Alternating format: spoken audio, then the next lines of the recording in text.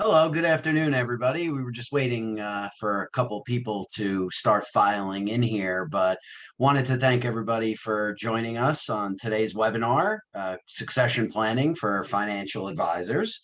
My name is Joe Nupieri. I'm the co-founder of Compass Acquisitions, and I'm joined here with my partner, Scott Brittman. Hope everybody's doing well today. Hey, Scott. Thanks for joining us here today. Scott and I actually have worked together in this industry for about a decade or so, helping financial advisors with mergers, acquisitions, buying, selling their financial practice. So it's something we have a good deal of experience in and certainly passionate about the topic, but really wanted to take today to kind of explain some of the processes and go through a few things, but I want to be mindful of everybody's time. Feel free throughout the presentation to ask any questions using the chat feature. Scott and I will do our best to sort of get around to all the questions, as many as we can, and address them in the open forum here if we can. I do want to be mindful for everybody's time here. I want to try to keep it under an hour if we can. With that being said, I want to kind of dive right into some of the topics that we're going to be covering here today. So just go through a quick introduction here. Evaluating succession options. That'll be the first topic. Really just kind of going over what path you have, finding a succession plan, bringing in a junior, going outside, looking at mergers and acquisitions, also finding the right successor. I think that's extremely important and something we go into a great deal of effort to try to find. So we'll talk a little bit more about that. Obviously, structuring the deal, talking about how the typical deal structure, what it looks like, down payments, seller financing, bank financing, that sort of thing. And then a hot topic is always business valuations, how to value your practice, what to look for to maximize the value, as well as items that will affect valuations of your practice. So these are all things we're going to kind of dive in a little bit more today. And then lastly, finish off really with timeline options. What does that look like? What does your succession plan look like? Do you want to stick around for 5 years, 10 years? Do you want to stick around for a year or two? So some of those options I think are important to kind of look at. So yeah, let's Scott, if you would put me onto the first slide here. So evaluating succession options. So let's talk about some of the options that you have that you could kind of look at. And we have a lot of discussions with advisors on what's going to be the best way. I think the answer is really it depends on your situation, but you could you could start off identifying potential internal successors within your own firm, whether you're part of a larger group and you have advisors, younger advisors that want to take over the book. That's certainly an easy option and not no repapering involved. So that's one option that advisors will consider. It's not always the case. You don't always have younger advisors, or if you're a sole practitioner, you may not have that.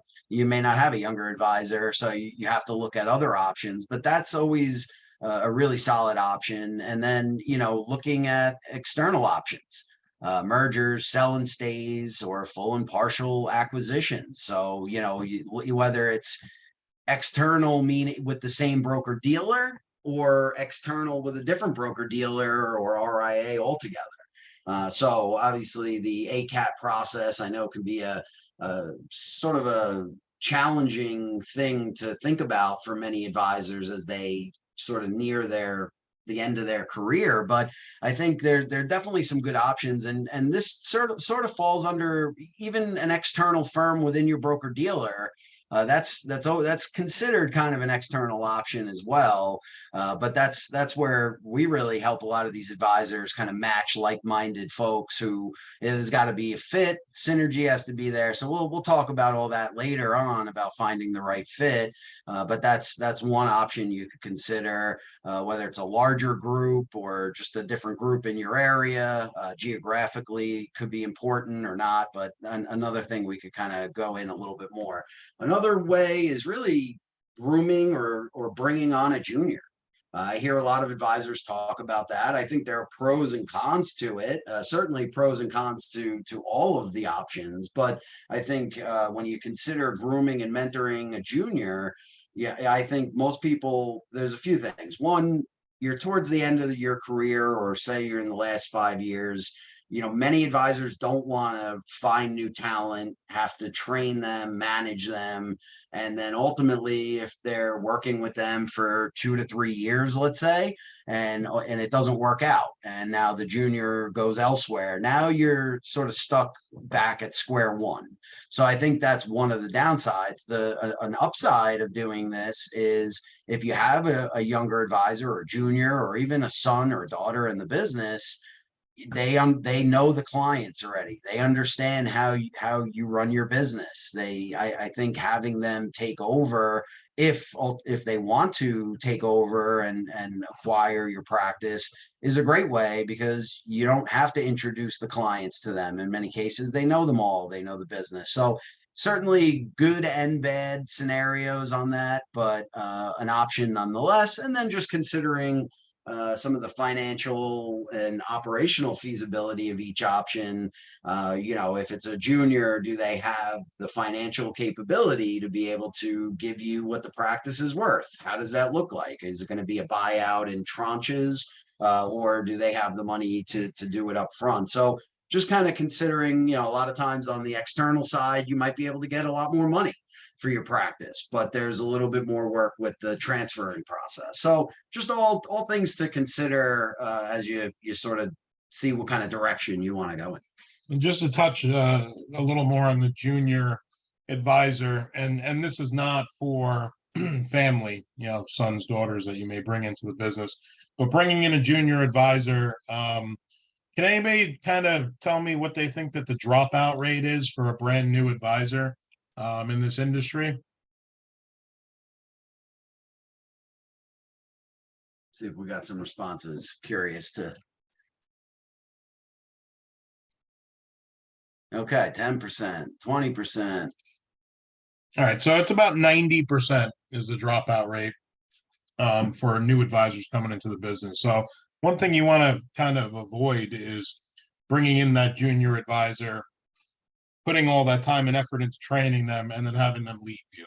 So that could really push the timeline of your succession plan back further. So I would always kind of advise against that. If you have a junior that is, a daughter, son, son-in-law, daughter-in-law, whatever it may be, that may be a better option. You know them a little better.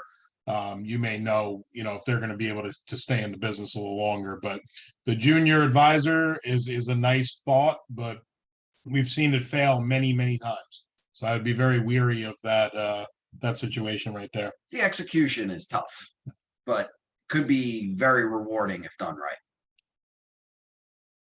And then finding the right successor. What are your must-haves in a potential successor? I think this is pretty important to kind of consider for yourselves as you're starting this process. What are the things that are going to derail you from wanting to work with somebody? I always tell people to kind of make a list of those things before you start this process. It may be, you want them within your broker dealer or your custodian, so that you don't have to repaper clients. It may be, similar values. I think that it's very important to write a list down of your must-haves and your deal breakers, which is the next point here, so that you can kind of eliminate people before you really start having to vet them for yourselves. Because honestly, you'll just end up wasting a lot of your time in that process. So I think it's important to kind of be upfront with what your deal breakers are, what your must-haves are. Does the personality of the buyer match up well with your clients? Obviously a very important piece there as well too. Many of you have been working with your clients for 30 years at this point. I'm sure that your main focus right now is figuring out who's going to be the best fit for them, who's going to take care of them. These people have kind of become like family to you, or may be family to you. You want to make sure that that person is going to fit with the buyer that you're potentially bringing in to take over these clients. Does their investment portfolio match your investments? That's always super important as well too. I think you want to find like-minded individuals that are going to be taking over your book. I don't think that you want to culture shock the clients, but there could be some potential fits for them that maybe you're not doing right now. And I would keep an open mind in that process as you're meeting new people that potentially could take over the book, that maybe they do have some different products, technology that may fit with your clients a little better, and it's something you haven't explored before. So definitely keep an open mind when it comes to stuff like that. One of the things too to touch on that, Scott, actually is, one of the things I hear the most about that is, an example would be third party money managers versus managing your own portfolios. I talk to a lot of sellers or potential sellers who also want a buyer who manages their own portfolios actively, or whether it's in ETFs or different models. So things like that, a lot of times it's good. Many advisors will want it to match up as best as they can. It's not always going to be the perfect and exact match, because everybody's got a unique business. Everybody runs their business different ways. But that's one of the examples. So just, you want to, that's all part of the due diligence when you're trying to find the right successor. Next is how portable are the clients, and this is a pretty important one as well too. I think there are groups like Ameriprise that may not have certain products, and it's very important to make sure that you're not kind of leaving clients on the table, and it's going to really create an issue for you as you go down. And just a quick question: do we get a copy of these slides? Yeah, we'll send out a full replay of this to anybody who'd like it. We'll send out an email at the end of this as well too. But going back into how portable the clients, I think you want to make sure that, especially if you're within a broker dealer right now and you have some brokerage accounts, you may have clients that are tied up between brokerage accounts and advisory accounts. And if if you're being courted by an RIA only that doesn't have that, BD to kind of house the brokerage accounts, how are you going to be able to port over those accounts, to just the RA that's only accepting the advisory? So you want to make sure that whoever you're working with or trying to work with is going to be able to kind of hang on to the products or the, the client's products that you're using right now. Weighing the pros and cons of each potential buyer, that's something you surely want to do. I think that looking in-house is always your best option if possible. If you're with an LPL or a bigger BD, it's going to be a lot easier for you to be able to find somebody that's going to fit what you're looking for without having to repaper the client. Same with the custodian, Schwab, TD. A lot of those are going to be, you should be able to do, negative consent letters if you're working with just a custodian. 30 days, letter goes out to the client. This is the new advisor. It's going to be taking over your account. If you have any issues with that, please get in touch with me. If not, you'll automatically be transferred over. So things like that are going to make the transition easier for you, easier for the clients, and just a smoother transition overall. And I think this saves you a lot of time in the process too. I talk to a lot of advisors. It's when they're trying to, it's not like selling a piece of real estate where you put it on the MLS and you have people putting in offers. This saves you a lot of time if you have some of these ideas, must-haves, deal breakers. It really does save you a lot of time. It saves the buyer a lot of time, because what ultimately will happen is, if you're just talking to people who really aren't a good fit, you're going to spend months talking to them, talking about offers, and then ultimately there's going to be something that comes up throughout the process where, well, this isn't going to work because of this, or that's not going to work because of that. So, having these parameters set before you start the process is really important, because then you could really focus on a handful of advisors that kind of fit that mold. So this is certainly something we spend a lot of time on when we're dealing with advisors. Next slide, structuring the sale. So whether it's depending on how long you're planning on sticking around, every sale is going to be structured differently. So I don't want to say that this is the only way, or these are the only ways that these sales are structured, but this is just an idea of how a typical sale is being structured now. You have your upfront money, ranging from as low as 10% to as high as 50%. We're seeing in this competitive marketplace, we're seeing a lot of people put down 30 to 50% up front. That's going to be the risk to the buyer. That's, even if you ultimately don't bring over a single client to the buying firm, the down payment is always going to be at risk. So the buyer doesn't get that back regardless of how many clients come over. So I think each advisor is going to, they're motivated. They might be motivated by getting a large upfront payment, or maybe not, but we're definitely seeing larger down payment amounts now in this space. Then the other thing next thing is seller financing is one way that it's seller financing or bank financing really is the two main ways that or percentage of revenue. So I'll go into seller financing. Really, that's where you as the seller hold the note and say, over a 3 to 6 year period, the buyer is going to pay you out either monthly or quarterly, and you're going to charge a 5 to 10% interest, maybe even higher, especially in today's interest rate environment.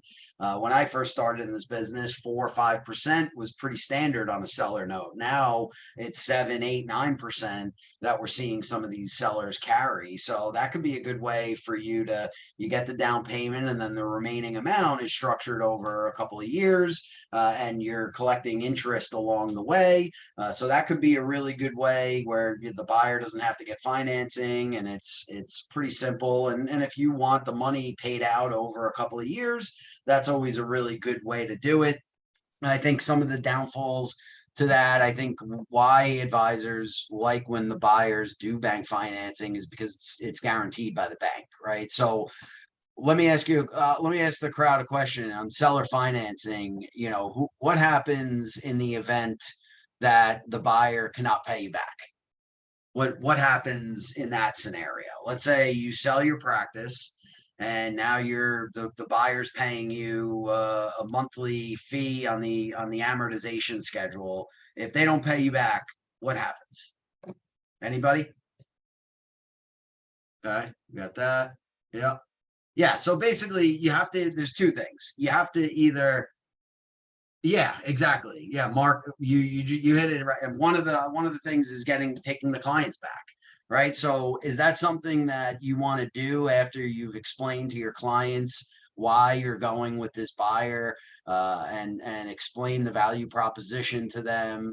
Having to, first of all, you're trying to sell because you don't want to manage the clients as much anymore or have a big part in it.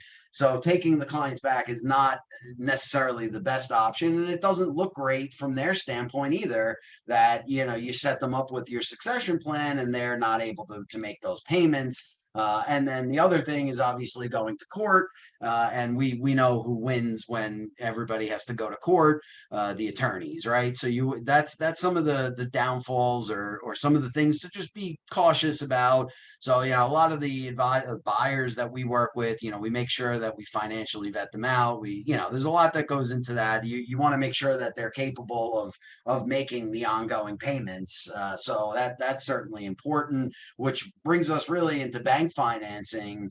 Something that you don't have that same concern, and we're going to be, just so you guys know too, we do these webinars every month, and next month we have relationships with different lenders who specialize in these types of acquisitions. So next month and on an ongoing basis, we're going to have different guests, different special guests on that we're going to allow. So next month we're shooting to have one of our lenders on to really go in a little bit more in depth on bank financing and how to qualify and things like that. But bank financing is a great way to really get most of your money. Most of the banks will pay you out the full amount within a year or two. Most of them within a year. There's a few that are, you could spread it out for 2, but the way that would work is the buyer can essentially finance the entire purchase price of the practice. So let's say the practice is valued at $1 million, just to keep the numbers easy. and the buyer's taking bank financing. Why it's helpful to them is they can amortize that over a 10-year period. So the cash flow to the buyer is much, much better than doing the seller financing because the monthly payments are a lot lower. But what happens is the bank will then disperse the down payment amount. So let's say you've agreed to 20% down payment. The bank now is going to disperse you, the seller, a 20% of the, so $200,000 in this case, and then they're going to hold the remaining 800,000 into an interest-bearing escrow account. And based on the retention numbers, usually there's a retention number between 80 and 90%.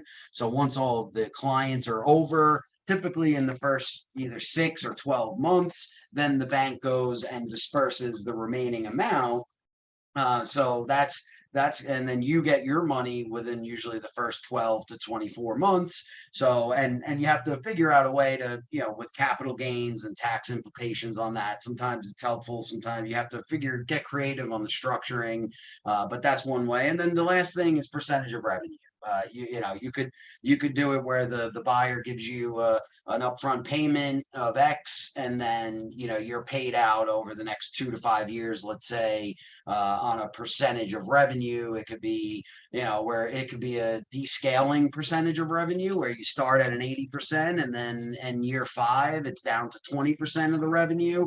It's really just backing it out. That's one way of an earnout too. So you could set up an earnout there where if you feel like you want to grow the business and you want to stick around for another 5 years and you think you could bring on more assets, maybe doing a percentage of revenue is a way to participate in some of the upside of the business as well.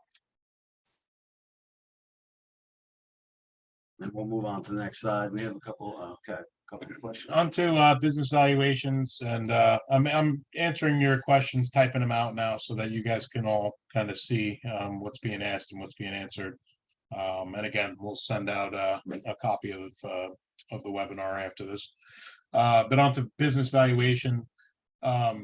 These are important things. Having all necessary information prepared is definitely something you're going to want to have on hand for yourself to get an accurate valuation. The last thing you want to do is put together numbers that you're not 100% sure about, get a number, have an offer sent out to you, and then when you get into the due diligence stage, your number comes in significantly less because you didn't have your numbers ready for the potential buyer. So things to have ready for yourself. Any types of AUM reports you can get from the broker dealer, or revenue reports you may be able to get from custodian or broker dealer. P&L statements are always important.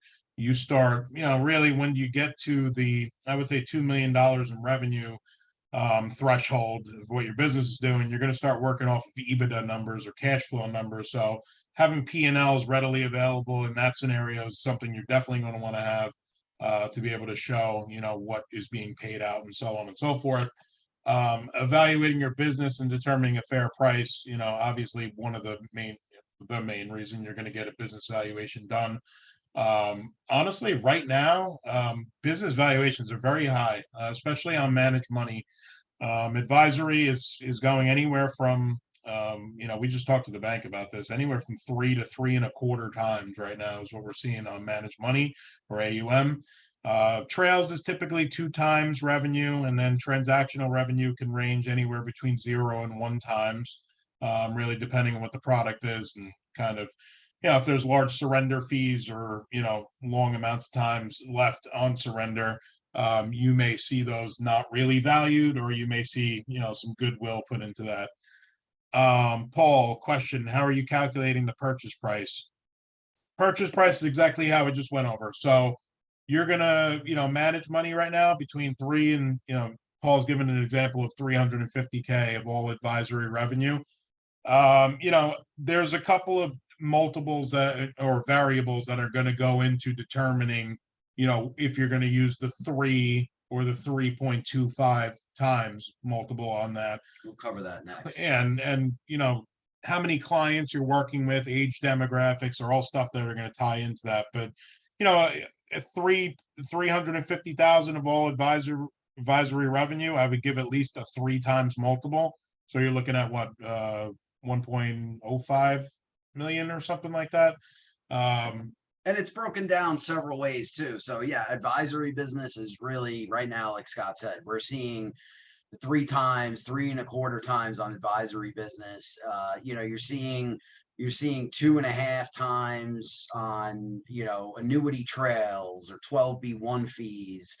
Sometimes we're seeing fully blended at 3 times multiples in some of the more competitive situations. And then, your transactional revenue, upfront annuities, mutual fund A shares, things like that are going to be usually a 1 times multiple. So that's kind of how it's typically broken into. And I think, Michelle, I think you had a question. I'm going to open this up to allow you to talk here if you have a question. I saw a hand go up. Oh, can you hear me? Yeah, I can hear you. Yeah, I went to the Q&A part, but since you brought it up, one way our firm values it as with the discounted cash flow model. Can you give me some guidance on that? Is that used very often? A discounted cash flow model? Can you explain a little further? I'm sorry. Well, it takes into account our growth rate and our expense ratio, and then of course all the assets under management. But those are the two. The expense ratio and the growth rate are the two things that they don't calculate into the 3 times revenue model. Yeah, I mean, you're never going to calculate in upside potential into a book's value. But I don't really, you're not really going to start working on cash flow numbers until, like I said, you hit about 2 million in revenue. Typically you're going to work off of your gross revenue numbers until you hit around that number, unless there's a, kind of a crazy circumstance out there where, maybe you have super high expenses, then maybe you might work off a cash flow number. But for the most part, if you're under that 2 million threshold in revenue, you're really going to work off of the gross revenue numbers and the multiples that I kind of just discussed. Yep. Okay. Yeah. Okay, great. Yeah, we're not seeing a lot of them valued that way. I think there's a lot of different. I mean, whether it's an EBITDA multiple or something like that. We're seeing between 5 and as high as 15 times EBITDA multiples on some of the large enterprise businesses. But typically, your average book of say 20 to 60 million AUM, they're going to come up with a multiple of the gross of the top end revenue. For the most part. Yeah, and I would that 15 number on EBITDA, I would not bank on for you guys either. I mean, that's like a 15-20 million dollar producing book. Yeah, those are for crazy high books. And you're talking about you're talking about a lot of private equity. Yeah. And I have a couple more questions, so I'm gonna go over to Paul here. Okay, I opened it up for you, Paul. Oh, thank you very much. Can you hear me okay? Yes, I can. So in the business valuation question, again, if I have, say, an advisor who's retiring, or I have my business and I'm getting 350K of actual commissionable revenue, T12, for the last 12 months. And if 50% of that is advisory, so it's 175K, I would multiply that by 3 and get 525,000 valuation. The other 50% is all transactional. So I multiply that by 1, I get 175,000, add the 2. So my business is worth $700,000 in this example. Yeah, for the most part. And obviously we'd want to do a little bit of a deeper dive into what the transactional revenue is, because like I said, if there's stuff that are, in surrender for the next 7 years, you may not value that. But if you get a good buyer too, and you have a good rapport with them, they may give you like goodwill on stuff like that too. So, I think that if the fit is there for you with a buyer, I think they're open to kind of working with you with those numbers as well too. Okay. So follow-on question to that. If 700K were that number, and I were to say for 5 years, I will pay you that number. You just take 700 divided by 5 divided by 12.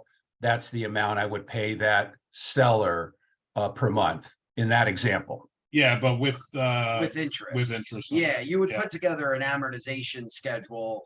And let's, that's something that we help advisors with too. We, as putting the deal together, you would want, most sellers would say, yeah, if it's 700,000 and it's paid over 5 years, you know, there's going to be some sort of upfront money involved. In many cases, not all the time. You could get them to agree to zero upfront, but they're most likely going to, yeah, you're looking at, like I said earlier, a little bit between 5 and 10%. So you put together an amortization schedule, and whether that's paid out monthly or quarterly, then yes, you would just pay that off for the next 5 years. It's 5-10%.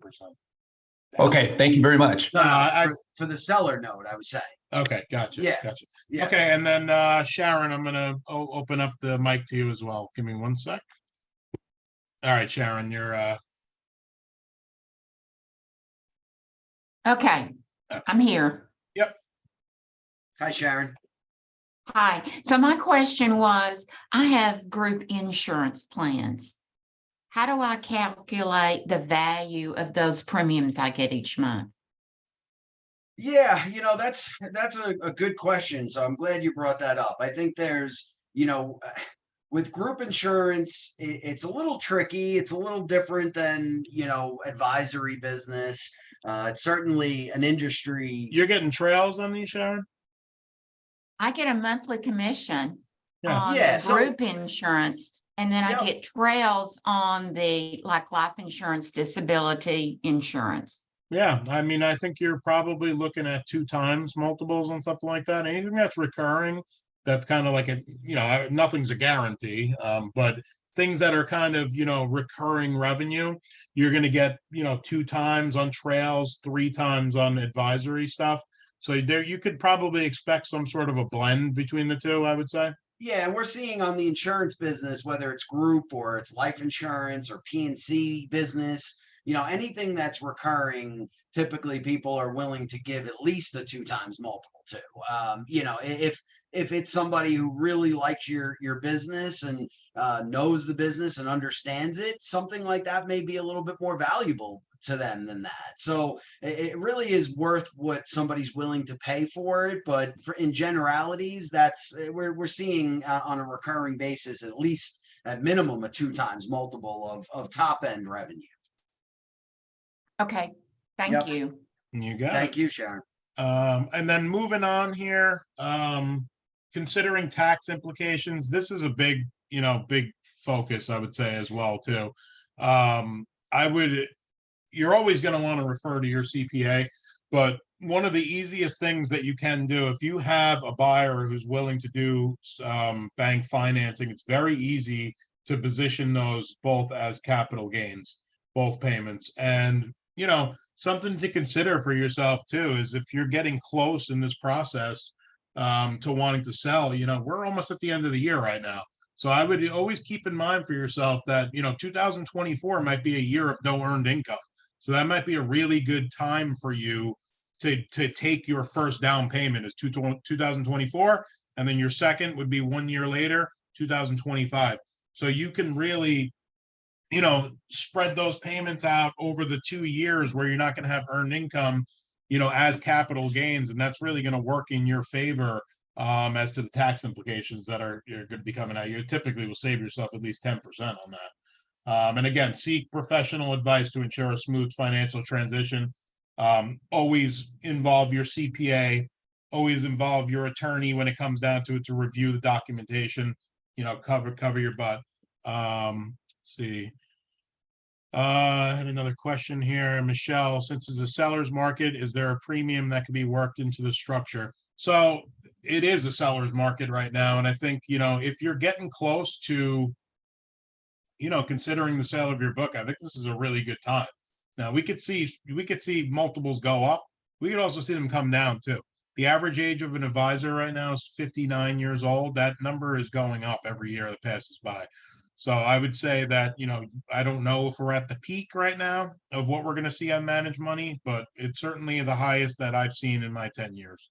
So it's definitely a seller's market. Is there a premium that can be worked into the structure? I mean, I think that structuring your deal as high as it is right now, I think that's kind of worked into the structure already. So hopefully that answered your question. And then what is the minimum acquisition that Compass will accept? None. We don't have a minimum. In fact, we've done deals of people who have 1 million under management. So there are always people that are looking. I think the numbers right now are there's 50 buyers to every one seller. When you actually look into who's qualified, maybe 10 to every one seller. So there's always people looking for assets. We have personally vetted out potential buyers across the country that we make sure that they have the capacity to bring on clients, they have funding, their U4s have been checked out, and so on and so forth. So if there is no minimum. So Marvin, if you had to, I'm happy to talk offline here with you, and we can kind of go over that. And moving on to the next slide here. Yeah, so items that affect evaluation, and we talked some of this we touched on, so I'm not gonna. I know we're 36 minutes here past the hour, so I don't want to I don't want to go too much into this, but again, recurring revenue, right? Fee-based advisory is king. That's the top end of the business right now. That's what everybody's looking for. That's what all the buyers want. I know it's not the way many of the older advisors have done business in the past, but you're seeing more and more now, especially in the last 10 or so years that I've been in this, more and more groups going over to fee-based, and I think it's just helping valuations. And so if you're in that 5-year time frame and you have an opportunity to convert some of your transactional or other revenue into fee-based, that's going to be your best bet. And then transactional, we talked about some of the multiples that will drive that. Client demographics, same thing, age, location. If you're a lot of your clients are going to be the same age as you in many cases, from what we've seen. But a lot of times there's cross-generational selling where you have the younger sons and daughters that you have that comprise a good amount of your book. But if all your clients are over the age of 70, let's say, that a buyer might look at that and want to devalue that because they don't know how long those clients are going to stick around or how long they're going to be around. So that will definitely affect it. And then location, are they all in one location? What location is that? Are they spread around the country? What's the client service model look like? So that's going to affect some of the valuation multiples as well. Number of households. We see this a lot. Everybody's got their own minimums. Some people, depending on their model, they're just not equipped to take on somebody that has a $50,000 an account. So, some of the people will be affected, like number of households. If you have a $30 million book with 30 clients, that's going to be a little bit more valuable than, let's say, a $30 million book with 1,000 clients. Right. So a potential buyer might look at that as a little bit too labor intensive, but there's still plenty of buyers out there who are open to those and see the value in it. So that doesn't necessarily mean if you have a lot of households with a low asset under management that, your book is worth nothing. I wouldn't go that far, but it does affect the multiple one way or the other. I mean, you're talking very little or what somebody's going to be willing to pay. But I think just trying to cull out some of those more labor intensive relationships as you get to the later part of your career is a really good way to up the value of your business. So I think, we do see a lot of people who will start to get rid of some of their more, the lower clients or clients that they really can't do much with, or, really just try to clean up the book. And then I know Scott kind of touched on this a little bit about portability, but how transferable is your client base and the assets to the new firm? So, that's going to be something that is always going to be a big thing in valuation. And again, it's just going to depend on the buyer, really. If it's internal, they're most likely all going to be transferable. If it's external, it might be a little bit more challenging. But again, you're going to have a buyer like an RIA is not going to sell to, I mean, they can. I'm not going to say they won't, but to an Ameriprise or to an Edward Jones advisor, let's say, where a lot of them are sort of captive. So you just have to, all of that is going to be in the buyer, I guess, more so than just your general valuation rule, but something to consider regardless. And I just wanted to answer a question Marvin had. What fees does Compass charge? And We don't charge fees to sellers, so buyers are the ones who incur any fees that happen in a transaction that we facilitate. So Yep. That's how we work. Moving on to the next slide here, and if anybody has questions too, just raise your hand. I'll be happy to open up the mic for you guys as well too, and happy to answer any questions as we go along here. Succession timeline and implementation. Establishing a clear timeline for a succession plan. Are you looking to sell and leave or stay around for 1, 2, 5 more years? I think that's a pretty important thing to kind of determine for yourself, and one of those must-haves that I was talking about before to write down for yourself. The good thing is that I think a lot more buyers these days, and we'll call them buyers, successors, whatever they may be, are open to an open-ended time frame. So, something that we're seeing a lot of right now is kind of the merger where you go, you figure out who you want to be the successor, you go over to them, and then they kind of leave you alone until you're ready to hang them up. And I think that's a really good way of doing things right now if you don't have a time frame in mind for yourself as to when you actually want to hang up, your boots, is going over to them. That this way you have somebody picked out already. They may even start, having communications with your clients, or at least the admins will start having those communications with them and building a little bit of rapport with them. And that could really lead to a super successful transition for you as well, too. That also can give you some time to figure out, is this the person that I do want to choose? If you are, kind of on the border with them. But it's always nice to kind of try to establish a clear timeline for yourself. But working with somebody on an open-ended basis is certainly something you can look for at this point too. Are you looking to continue to grow and structure an earnout? That's an important question too. Some of you may have books that are not completely advisory at this point. You may have A shares, some different funds that you may be able to convert over to advisory, and that could be a really good time to structure an earnout, because you could share in the upside of that book while you're actually selling it off at the same time. Maybe all you need is a contingency plan, and that is super important to have in place for yourself. If you don't have anything in your place for yourself, that and a catastrophic event occurs, you're going to lose most of the value of your book. And just having a standard death and disability agreement in place, even if it's with somebody that may not be a fit for you, is super important to have. That could save up to 60% of the value of your book just by having something in place. We had a circumstance where a gentleman and one of our buyers were working together, and the sale was about to happen in 2 weeks, and the gentleman passed away at his desk. And the family reached out to me, and it turned into kind of a nightmare.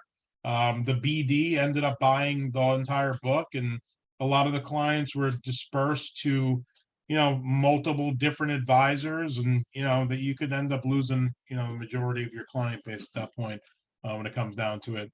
Another question from Paul: what is an average working/transition timeline to buy a retiring advisor? I would say at minimum 6 months. You're going to want to stay on. A year is pretty standard. I think that a year is pretty much built into the purchase price for you to help that transition as much as needed. I don't think that you're going to have to work full time to be able to help that transition past usually 90 days or so. That's usually 90 days is when the majority of the book is going to transition over or not at that point. So 6 months is I would say the minimum is the amount that you'd want the advisor or yourself to stay on while doing a transition. Also, do you expect the retiring advisor to stay on for 6 months in the situation where we've been doing a client-facing succession plan? Okay, I think I pretty much answered that for you, and if not, just chime back in. And the last part of this timeline, ensure a well-structured implementation process. And I like I said, I feel like positioning this as a merger is always the best way of doing it, as opposed to just being like, where I'm retiring and here's who's taking over. If you can do that, and I think it's important to work with a buyer if you plan on doing that, it's very important to potentially work with a buyer that's done this before, that has a solid transition process down for the clients, that has, handled this in the past. If you do want to sell in, a year or under, figuring out who might be the best successor for you. We always tell people, you don't really want to be somebody's guinea pig. You want somebody that has a proven process down, that have done acquisitions in the past, that will be able to kind of show you the success they've had in the past. I have another question here from Heidi. Do you have many lenders you work with? If so, do you ever see a 15-year amortization schedule? We work with a couple of different lenders. We don't really see 15-year amortization schedules, but what they do is they're 10-year notes. They're really 7-year notes, based on a 10-year payout or amortization schedule. And they could always be refinanced at that 7-year mark, because technically it comes to like a balloon payment at that point with the bank. So you could just refinance, or you could actually get the term out another 3 years or so. But you can turn that into as much as you probably want, to be honest with you. And each lender is going to specialize for specific deals. Some different lenders have certain minimums. Some are SBA. Some are doing mainly conventional. So yes, we do. We have relationships with a handful of different lenders, and I think it's important to talk to some of them as you kind of go through the process of buying. And then I have another question from Paul. Similar question. How long should you have a succession plan with a retiring advisor prior to the sale? I don't think that there's any time frame that you need to have. I think that, like I said, I would, I think the seller should stay on for about a year, 6 months to a year, to ensure a smooth transition. A lot of purchase agreements are going to have a built-in retention clause to them of 85 to 90% with a 12-month look back period. So, if you guys want to, keep the value of what you're selling, at a 100%, you're going to want to make sure that process goes smoothly. And I think a year, 6 months to a year is a good time frame to ensure that you're available to help, the clients with any questions they may have in that transition process. Yeah, I mean, the longer, the easier it is from a continuity standpoint. But yeah, I think, a year, 2 years, that's plenty. We see people who want to stick around for 3 to 5, and by the time that 5-year time frame is up, they're all the buyer knows all the clients. It's easier. But I think, yes, like Scott said, you're as long as you got 6 months or a year, that's really all you. Even if I tell this to people all the time, even if you wanted to sell today, you still have to stick around for 6 months to a year. So it's I certainly think that's part of it. Yeah, and just lastly about us and how we may be able to help you guys as well too. We're a consulting firm. We specialize in acquisition, succession planning services for you guys across the entire country. We have pre-vetted buyers that we work with. We've been very picky with who we've brought into this program. We are really I would say 99% of our buyers right now, or 95% of our buyers, have done this before multiple times, have large scaled books, and have capacity to bring on advisors. So we have been very picky on who we brought into this program to make sure that we're putting strong people in front of you guys. If you need that service from us, if you have some stuff in-house, we're certainly happy to help on consulting basis. And even if you guys have questions, you feel free to reach out to us. Even if you have something picked out, we're more than happy to answer questions for you and not charge you for it or anything like that. We're more than happy to be a resource for you guys at that point.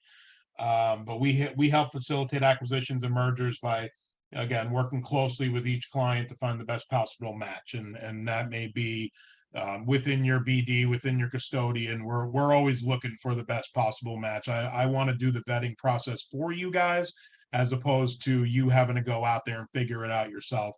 And a lot of the listing services that may contact you, just keep in mind that you're going to have to probably vet through 100 inquiries within the first 24 to 48 hours that you list your practice on there.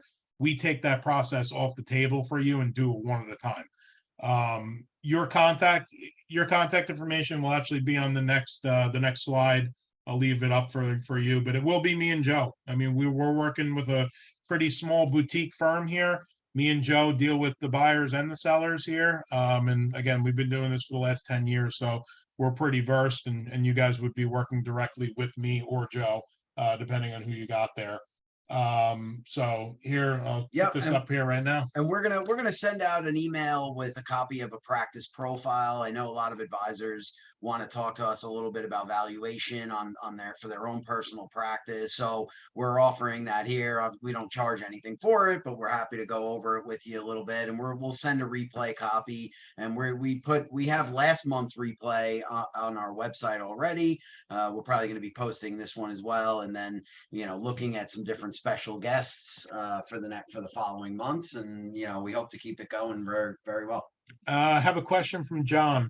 What about clients that don't stay with the buyer? Is there a kickback policy? The answer to that is yes, for the most part. Most purchase agreements are going to have a built-in 85 to 90% retention clause with a 12-month look-back period. So typically the down payment is not subject to that. So the remaining balance would be what would be subject to that. So for instance, if you only brought over 50% of the client base at the 12-month look back period, you would only get paid out 50% of the remaining balance that's due on the purchase price. So you definitely want to make sure that you're doing what you need to do to help transition that book over smoothly, because it could adversely affect your purchase price for sure. Paul, got your message. I will certainly reach out to you next week. Heidi, so is this a liquidated damages clause in event of default? If there is a default, are you talking about in terms of the buyer defaulting on a payment?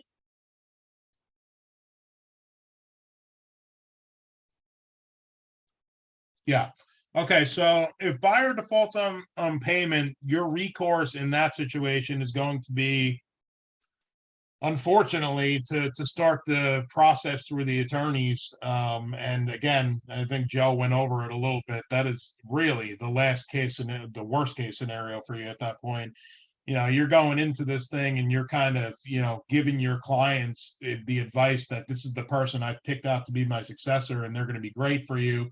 And then maybe a year later, you're going back and kind of letting them know that this person stopped paying me. Not the best situation. So if that is something you are afraid of, I think that's something that's very common is, get the buyer's financials and make sure that they're financially able to purchase these books with no problem. If you are concerned with that, make them go through buyer financing through the bank, and don't put yourself into that position. There's a lot of buyers out there, and there's a lot of buyers that work through bank financing, and that's not a crazy ask of them at this point. If you don't feel comfortable, make them go through bank financing. You'll find somebody and you'll find a good fit for yourself. It just may take some more time to figure out who that fit might be for you. Yeah, the more thorough the due diligence, the better. I think that's important. Yeah, and things happen like pandemics. Yeah, for sure. But your recourse on that is going to be really up to you. If there is, a pandemic that occurs and they can't pay you on that book, that's going to be up to you how you want to proceed with that. If you want to go the legal route, you could certainly give them, some sort of recourse or time frame as to paying you back. That's going to be completely up to you, as you're going to be the person holding the note at that point. So consider yourself the bank.